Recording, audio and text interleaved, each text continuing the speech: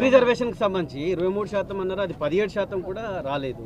దీని మీద అంటే చెప్పింది తెలంగాణలో సామెత ఉంది, కొండంత రాగం తీసి గాడిద పాట వాడిండేటోడు వెంకటికి.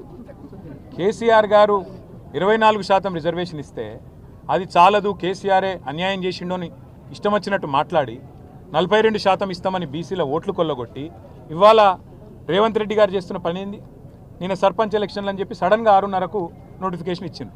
అందులో చూస్తే ఇప్పుడే మా గౌరవ శాసనసభ్యులు రాజేశ్వర రెడ్డి గారు, మా ఎమ్మెల్సీ శ్రీనివాసరెడ్డి గారు, మాజీ ఎమ్మెల్యే ధర్మారెడ్డి గారు చెప్తున్నారు, కొన్ని మండలాల్లో కనీసం ఒక్క ఊరు కూడా లేదు బీసీలకు రిజర్వేషన్లో. ఇక ఇంతకంటే అరాచకం, ఇంతకంటే కిరాతకం ఏదైనా ఉందో నాకే తెలియదు. మరి నేను ఇంకొక మాట కూడా అడుగుతున్నా, 42% అని చెప్పి కులగణన అని చేసి దానికి 160 కోట్లు ఖర్చు పెట్టి దానికి మళ్ళీ రాహుల్ గాంధీ కితాబులు ఇచ్చి ఇది రేర్ మోడల్. రేర్ అంటే ఏంటంటే అంటే రాహుల్ రేవంత్ మోడల్ అట.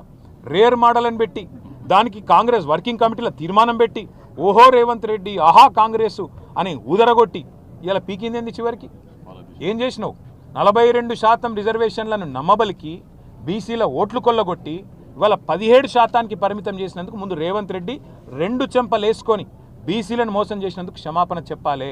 సర్పంచ్ ఎన్నికల్లో ఇవాళ ఏ అరాచకమైతే చేస్తూ ఉన్నారో, కొన్ని మండలాల్లోనే బీసీలకు స్థానం లేకుండా, రిజర్వేషన్ లేకుండా చేసి, కొన్ని జిల్లాల్లో కూడా లేకుండా చేసి దుర్మార్గం ఏదైతే ఈ ప్రభుత్వం చేస్తున్నదో దీనికి రాహుల్ గాంధీ క్షమాపణ చెప్పాలి. ఎందుకంటే బీహార్ ఎన్నికల్లో రాహుల్ గాంధీ అబద్ధం చెప్పిండు, తెలంగాణలో మేము చేసేసినాం 42% ఇచ్చేసినాం అని బీహార్ ఎన్నికల్లో చెప్తాడు, ఢిల్లీలో చెప్తాడు. అందుకే తెలంగాణ గల్లీల్లో ఉండే మా బలహీన వర్గాల సోదరులకు నా ప్రార్థన, దయచేసి కాంగ్రెస్ పార్టీ మిమ్మల్ని ఏదైతే నమ్మించి గొంతు కోసిందో బుద్ధి చెప్పండి. ఇవాళ పార్టీ రహితంగా జరిగే ఎన్నికల్లో సిగ్గులేదు ముఖ్యమంత్రికి, మంత్రులకు. పార్టీ రహితంగా జరిగే ఎన్నికల్లో పార్టీ పరంగా రిజర్వేషన్లు ఇస్తారట. ఆ ఎన్నికల్లో పార్టీ గుర్తే లేకపోయా, అసొంటప్పుడు నువ్వు పార్టీ పరంగా రిజర్వేషన్లు ఎక్కడికెళ్ళిస్తావు?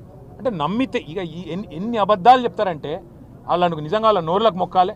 మళ్ళొక్కసారి ఇవాళ వీళ్ళ నిజరూపం బయటపడ్డది.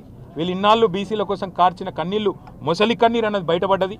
కాబట్టి బీసీ సోదరులు, ముఖ్యంగా సోదరీమణులు, మీరే బుద్ధి చెప్పాలా ఈ దుర్మార్గమైన ప్రభుత్వానికి అని చెప్పి మేము విజ్ఞప్తి చేస్తూ, ఈ రకమైన మోసాన్ని ఏదైతే కొనసాగించే ప్రయత్నం ముఖ్యమంత్రి ఆయన మంత్రులు చేస్తూ ఉన్నారో దీనికి తప్పకుండా తెలంగాణ తప్పకుండా సందర్భానుసారంగా కసిదీర, కాళోజీ నారాయణరావు గారు చెప్పినట్టు కసిదీర కాలం వచ్చినప్పుడు కాటేసి తీరుతుందనే మాట కూడా వారికి విజ్ఞప్తి చేస్తాం. Thank you.